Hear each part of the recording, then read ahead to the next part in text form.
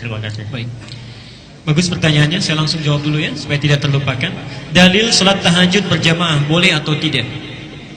Bapak Ibu sekalian, tidak ada dalil yang sangat tegas yang mengatakan bahwa tahajud itu boleh berjamaah atau tidak berjamaah. Para ulama hanya melihat bagaimana perilaku Nabi dan contoh Nabi SAW dalam menunaikan ibadah ini. Terlihat dalam sekian riwayat, kebanyakan salat tahajud yang dilakukan oleh Rasulullah itu dilakukan dengan sendirian.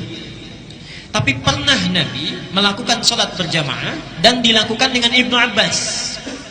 Dalilnya bisa buka Pak di Abu Daud karena Bapak tadi minta dalil. Abu Daud nomor hadis 1367. Ya. Ibnu Abbas satu kali menginap di rumah bibinya Maimunah. Kemudian ingin melihat bagaimana sifat bangunnya Nabi dari tidur sampai beliau menunaikan tahajud. Ditunggu di depan kamarnya, kata Ibnu Abbas, saya melihat Rasulullah kalau bangun dari tidur duduk dulu, mengusap bekas ngantuknya.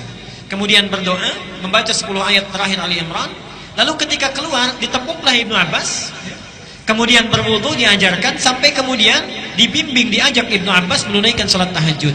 Itulah sebabnya menyampaikan salatnya 13 rakaat.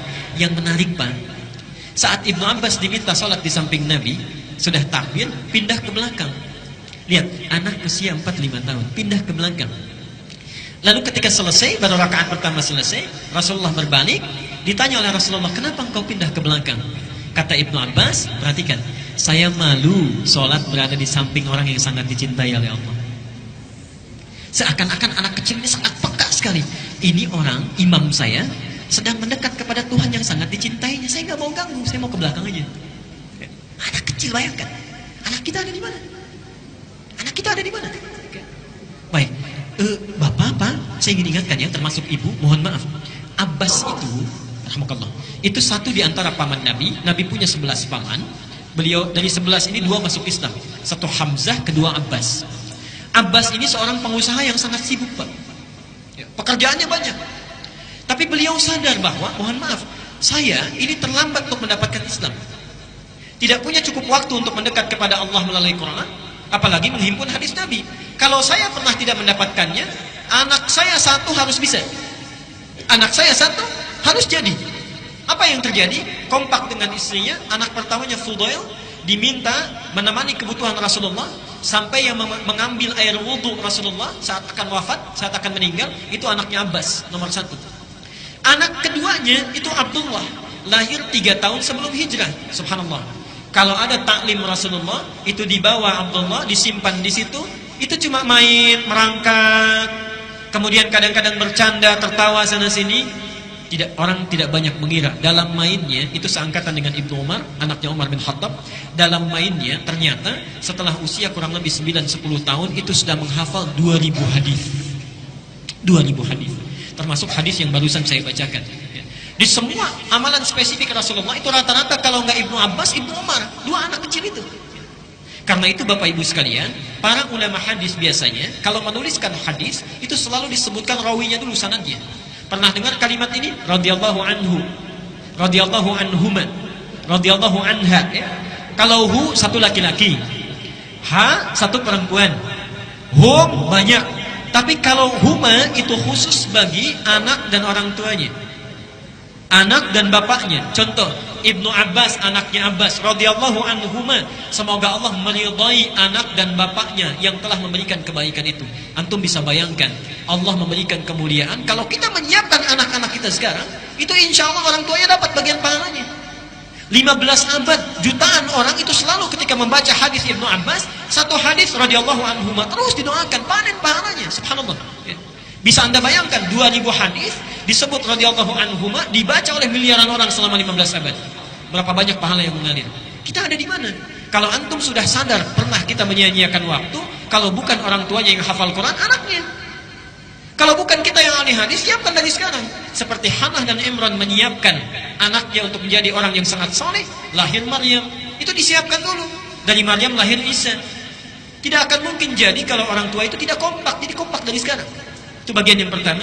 Jadi intinya tahajud boleh dilakukan berjamaah kalau tujuannya untuk mengajarkan, membimbing. Tapi kalau kita sudah tahu mendekat kepada Allah, maka sunnah terbaiknya lakukan dengan masing-masing. Ya? Karena tahajud terkait dengan kebutuhan kita. Mintakan secara pribadi. Kalau duha itu saya belum dapatkan secara berjamaah untuk duha ya. Jadi saya pikir tahajud yang seperti tadi. Yang kedua tarawih. Sebetulnya nama tarawih ini tidak ada di masa Nabi. Tidak ada di masa Nabi. Nabi hanya menyebut sholat ini dengan nama qiyam. Qiyam ya. Apa namanya? Qiyam. Baik, mari kita perhatikan. Sholat malam itu istilahnya diberikan 3 istilah. Satu disebut dengan qiyamul lail. Qiyamul lail. Jadi qiyamul lail itu salat yang dilakukan dari sejak ba'da isya sampai dengan menjelang fajar tanpa didahului oleh tidur.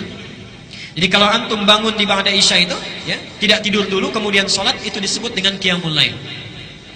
Yang kedua, ada yang disebut dengan tahajud. Tahajud itu waktu singkat di pertengahan malam sampai sepertiganya. Kalau antum kemudian bangun dari tidur, misal tidur dulu, kemudian bangun di malam harinya sholat, itu sholatnya bukan qiyamul lail, tapi tahajud. Tapi maaf ya, ada yang pulang dari kampung misalnya, nyampe rumah jam 1, kemudian sholat, mau tahajud dulu, itu bukan tahajud, qiyamul lail. Jelas sampai sini? Nah, semua sholat yang dilakukan, baik qiyamul lail ataupun tahajud, itu nama umumnya disebut dengan qiyam. Jelas ya? Qiyam. Nah, kenapa sholat yang di bulan Ramadan itu tidak disebut dengan qiyamul lail atau disebut dengan tahajud, tapi disebut oleh Rasulullah sebagai qiyam? Man qama ramadhana, siapa yang qiyam di Ramadan ingin memberikan kesan kemudahan, fleksibilitas dalam menunaikannya. Bisa dibayangkan kalau Nabi misalnya menyebut qiyamul lail, itu artinya setiap orang yang ingin menunaikan tarawih Ramadan gak boleh tidur dulu. Gak boleh tidur dulu, langsung sholat. Tapi kalau disebut dengan tahajud, artinya setiap yang sholat itu mesti tidur dulu, baru bangun tengah malam. Tapi ketika disebut dengan qiyam, seakan-akan ingin memberikan gambaran kepada kita, silahkan, ini sangat dimudahkan. Ada orang yang barangkali bisa ingin menunaikan ba'da isya, boleh. Kalau pulang dari pekerjaan capek, datang kemudian ke rumahnya agak malam, tidur dulu mau? Boleh. Malamnya bangun? Boleh. Menjelang ke subuh? Boleh. Sehingga disebut dengan qiyam. Kenapa sebut dengan tarawih? Mohon maaf, tarawih itu tadinya asalnya terdiri dari kata rohah. Tarawih asalnya terdiri dari kata rohah. Apa rohah itu? Rohah itu sudah jadi bahasa Indonesia, rehat, sesuatu yang berlangsung dengan tenang, nyaman, santai. Kalau sesuatu dilakukan sekali saja, maka disebut dengan rohah. Kalau berkali-kali, dijamakkan menjadi tarawih. Kenapa sholat ini disebut dengan tarawih? Karena sahabat ketika melihat Rasulullah menunaikan sholat itu, ditunaikan dengan tenang. Tidak buru-buru bacaannya, santai gerakannya. Dari situlah sahabat ingin menyampaikan pesan, jika antum kita semua ingin meniru sifat sholat Nabi di bulan Ramadan, maka lakukanlah dengan tenang, jangan buru-buru bacaannya termasuk dengan gerakannya. Disebutlah dengan sholat tarawih. Jadi kalau ada di antara kita yang sholat tarawih tapi cepat-cepat, itu bukan tarawih namanya. Ya, bukan tarawih namanya. Jelas sampai di sini Pak? Saya kira itu ya.